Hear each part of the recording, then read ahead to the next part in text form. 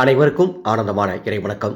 ஆன்மீக சிவசொந்தங்களே, 2026ஆம் ஆண்டு பங்குனி மாத அமாவாசைக்கு பிறகு வரும் வளர்பிறை நாட்களில் இந்த 5 காரியங்களை எவர் ஒருவர் செய்கின்றாரோ நிச்சயம் அவரது குடும்பத்திற்கு லட்சுமி கடாட்சம் உண்டாகும், மங்களம் பெருகும். பண்டைய ஆன்மீக மரபுகளில் பங்குனி அமாவாசைக்கு பிறகு வரும் வளர்பிறை நாட்களை மிகவும் சக்தி வாய்ந்த காலம் என்று குறிப்பிட்டுள்ளார்கள்.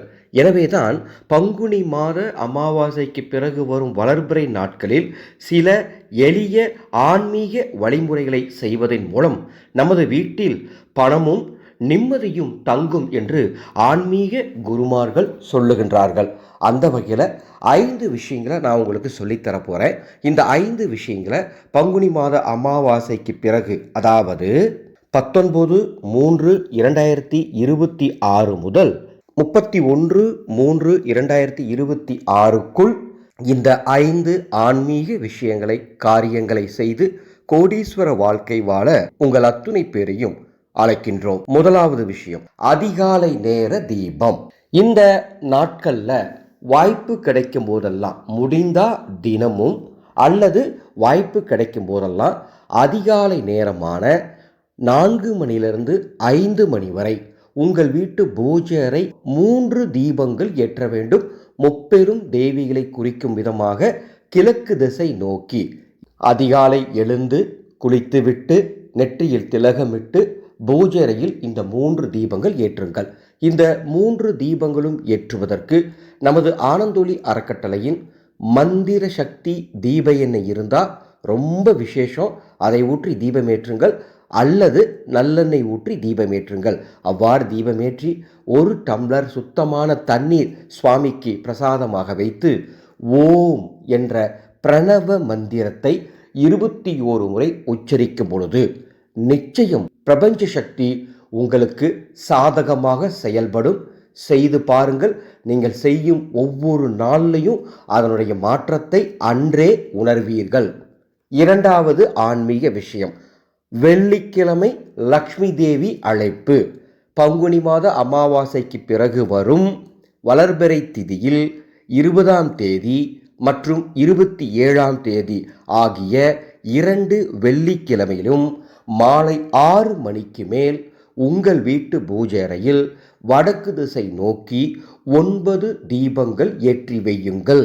9 தீபங்கள் ஏற்றுவதற்கும் நமது ஆனந்தொளி அறக்கட்டளையினுடைய மந்திர சக்தி தீப எண்ணெய் ஊற்றி தீபம் ஏற்றுங்கள். நான் ஏன் ஒவ்வொரு ஆடியோலையும் தீபம் ஏற்றும் பொழுது நமது மந்திர சக்தி தீப எண்ணெயை பயன்படுத்துங்க அப்படின்னு வலியுறுத்தி சொல்கிறேன்னா, நமது மந்திர சக்தி தீப எண்ணெய்ங்கிறது நெய், நல்லெண்ணெய், தேங்காய் எண்ணெய் மற்றும் 9 தெய்வ மூலிகைகளின் வேத சங்கமம். வேத மந்திரங்கள் ஓதி பூஜையில் வைத்து தான் இந்த எண்ணெயை கொடுக்குறோம். இந்த எண்ணெயை தொடர்ந்து நீங்கள் பயன்படுத்த உங்கள் வீடே கோயிலாக மாறும். அதனால தான் ஒவ்வொரு ஆடியோலையும் சொல்லிட்டு இருக்கேன். எங்களது எண்ணெய்கள் உங்களுக்கு வேணும்னா டிஸ்பிளேயில் பாருங்கள், எங்களுக்கு வாட்ஸ்அப் நம்பர் கொடுத்துருக்கேன். அந்த நம்பருக்கு தொடர்பு கொண்டு 3 விதமான எண்ணெய்கள் நாங்கள் தயார் பண்ணி கொடுத்துட்ருக்கோம்.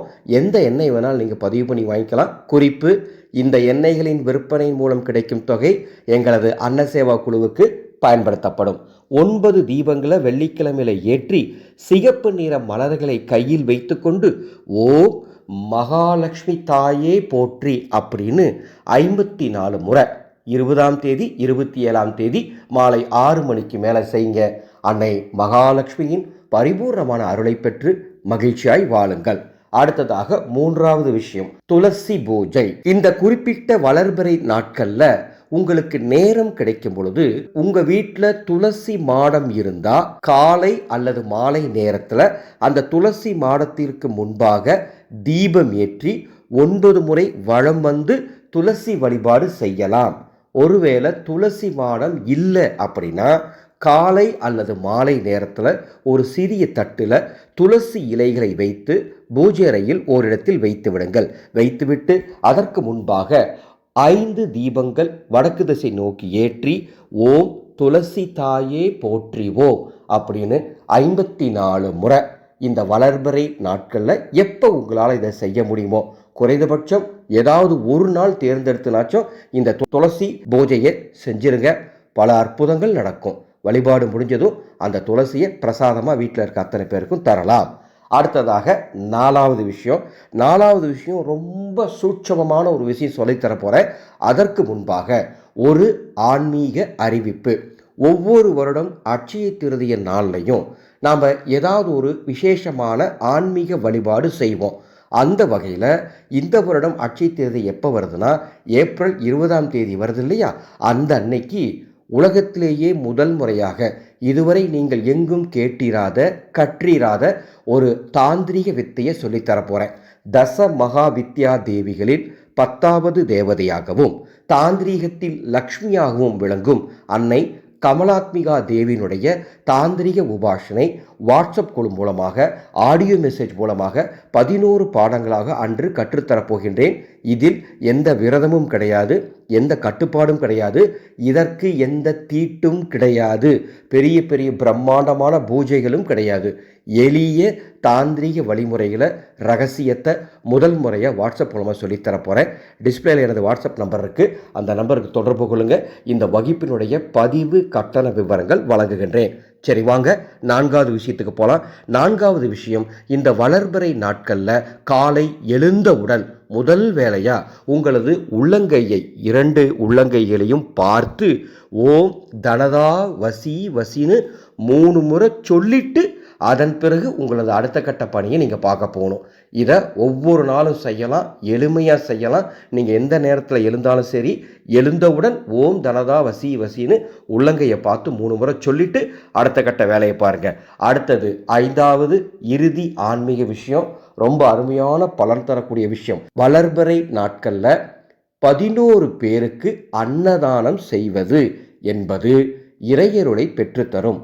வளர்பிறை நாட்களில் பசித்தோருக்கு, ஆதரவற்றோருக்கு, உடல் ஊனத்தால் வருமானத்தை ஈட்ட முடியாத நிலையில் இருக்கக்கூடிய நமது உறவுகளுக்கு உணவு தானம் ஒரு 11 பேருக்கு செஞ்சு பாருங்க. பல அற்புதம் இந்த பிரபஞ்சத்திலிருந்து உங்களுக்கு கிடைக்கும். அன்னதானம் செய்வது இறைவனுக்கே உணவு படைக்கும் ஒரு அற்புத செயல். எனது குரு அடிக்கடி சொல்லுவார், பசித்தவனுக்கு உணவு அளிக்கும் பொழுது அந்த உணவை அவனுக்குள் இருந்து இறைவனே உண்ணுகின்றார் என்று அடிக்கடி எனது குருநாதர் சொல்லுவார். எனவே அன்னதானம் செய்யுங்கள், நல்லதே நடக்கும். அன்பான ஆன்மீக சொந்தங்களை 5 விஷயங்களை உங்களுக்கு சொல்லி கொடுத்துருக்கேன். இந்த 5ஐயுமே செய்யுங்க, செஞ்சு பாருங்க. நிச்சயம் இந்த வளர்பிறை நாட்களில் உங்கள் குடும்பத்தில் ஏதாவது ஒரு நல்ல விஷயம் நடந்தே தீரும். உங்கள் மனதில் அற்புதமான இறை நம்பிக்கையும் வாழ்க்கை பற்றிய நம்பிக்கையும் ஏற்படும் என்பதில் மாற்றுக்கருத்தில்லை. இந்த செய்தியை உங்களுக்கு தெரிந்தவர்களுக்கும் பகிர்ந்து கொள்ள வேண்டும் என்று அன்போடு கேட்டுக்கொள்கின்றேன். இந்த இடத்துல ஒரு தகவலை உங்களோட நான் பகிர்ந்துக்கிறேன். எங்களது ஆனந்த ஒளி அறக்கட்டளை அன்னசேவா என்ற ஒரு அமைப்பை நடத்திட்டு இருக்கோம். எங்களது அன்னசேவா குழுவின் மூலமாக ஒவ்வொரு நாளும் எங்களால் முடிந்த அளவுக்கு உணவு தானங்களை மிக சிறப்பாக செஞ்சிட்டு இருக்கோம். உங்கள் குடும்பத்தில் பிறந்த நாள், திருமண நாள் போன்ற சந்தோஷமான நாட்களில் எங்களது அன்னசேவா குழுவுக்கு உதவி செய்ய முன்வாருங்கள்.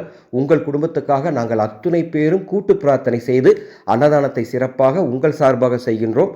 மேலும் உங்கள் குடும்பத்தில் வாழ்ந்து மறைந்த முன்னோர்களுடைய நினைவு நாளில் எங்களது அன்னசேவா குழுவுக்கு உதவிகள் செய்யுங்க.